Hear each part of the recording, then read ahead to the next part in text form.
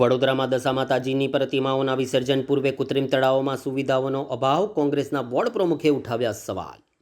વડોદરા શહેરમાં દશા માતાજીનો પવિત્ર તહેવાર ચાલી રહ્યો છે। આગામી શનિવારે દશા માતાજીની પ્રતિમાઓનો વિસર્જનનો કાર્યક્રમ યોજાશે। આ વિસર્જનને ધ્યાનમાં રાખીને વડોદરા મહાનગરપાલિકા દ્વારા શહેરના વિવિધ વિસ્તારોમાં કૃત્રિમ તળાવોની વ્યવસ્થા કરવામાં આવી છે। જો કે આ વ્યવસ્થાને લઈને હવે સવાલો ઊભા થયા છે।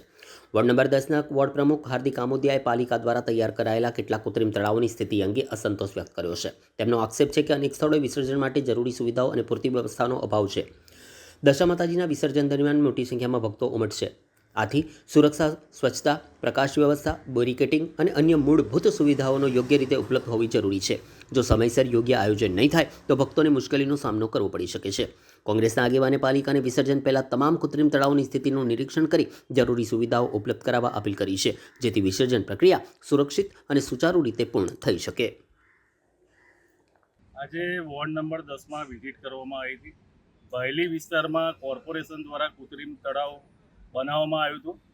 હવે વિસર્જનનો સમય નજીક આવી રહ્યો છે, તો જે કૃત્રિમ તળાવ બનાવ્યું છે એની સાફ સફાઈ, સ્વચ્છતા હોવી જોઈએ અને દશામાનું જે વિસર્જન છે શનિવારે છે, તો તાત્કાલિક ધોરણે એના ફરતે રેલિંગ મારવી જોઈએ અને જે ભક્તો વિસર્જન કરવા આવતા હોય એની વ્યવસ્થા કરવી જોઈએ, જેથી કોઈ અકસ્માત ના થાય અને આ જો અકસ્માત થશે તો એમાં જવાબદાર કોર્પોરેશનના અધિકારીઓ રહેશે, એવી સ્પષ્ટ મારી માંગ છે।